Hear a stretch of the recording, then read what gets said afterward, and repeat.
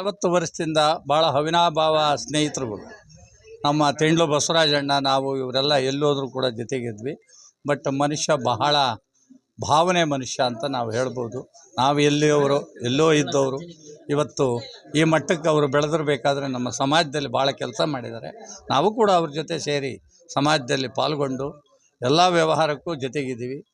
ನಾವು ಎಲ್ಲ ಒಂದು ದೇವಾಲಯ ನಿರ್ಮಿಸಿದ್ವಿ. ಯಲಹಂಕ ಉಪನಗರದಲ್ಲಿ ಒಂದು ಒಳ್ಳೆಯ ಸಂಸ್ಥೆ ಮಾಡಿದ್ದೀವಿ. ಅದನ್ನು ಹುಟ್ಟಾಕಿದ್ವಿ. 87ರಲ್ಲೇ ಹುಟ್ಟಾಕಿದ್ದು ದೊಡ್ಡ ಸಂಸ್ಥೆಯಾಗಿ ಬೆಳೆದಿದೆ. ಅದಕ್ಕೂ ಕೂಡ ಅವರು ಕಾರಣೀಭೂತರಾಗಿದ್ದಾರೆ ಅಂತ ನಾವು ಈ ಸಂದರ್ಭದಲ್ಲಿ ಭಾಳ ಹೇಳ್ತಾ, ಅವರಿಗೆ ಮತ್ತು ಅವರ ಕುಟುಂಬ ವರ್ಗದವರಿಗೆ ದೇವರು ಆಯುರ ಆರೋಗ್ಯವನ್ನು ಕೊಟ್ಟು ಕಾಪಾಡಲಿ ಅಂತ ನಾನು ಹಾರೈಸ್ತಾ, ಹೆಸರು ಮರಳುಸಿದ್ದಪ್ಪ, ಅಟ್ಟೂರು ಬಡಾವಣೆ, ಅಕ್ಷಯನಗರ. ಎಲ್ಲರಿಗೂ ನಮಸ್ಕಾರ. ಹದ್ಗನಹಳ್ಳಿ ಮಲ್ಲಿಕಾರ್ಜುನ್ ಅವರು ಅಂದರೆ ನಮ್ಮ ಬೆಂಗಳೂರು ಉತ್ತರ ತಾಲೂಕು, ಬೆಂಗಳೂರು ನಗರ ಜಿಲ್ಲೆ. ಅವರು ಗೊತ್ತಿಲ್ಲದೆ ಇರೋರು ಯಾರೂ ಇಲ್ಲ ನಮ್ಮ ಸಮಾಜದಲ್ಲೇ ಅಂತಲ್ಲ, ಎಲ್ಲ ಸಮಾಜದವ್ರಿಗೂ ಆಲ್ಮೋಸ್ಟ್ ಅಲ್ಲಿ ಗೊತ್ತೇ ಇರ್ತಾರೆ. ತುಂಬ ಸೋಷಿಯಲ್ ವರ್ಕ್ ಮಾಡ್ತಾರೆ ಅವರು.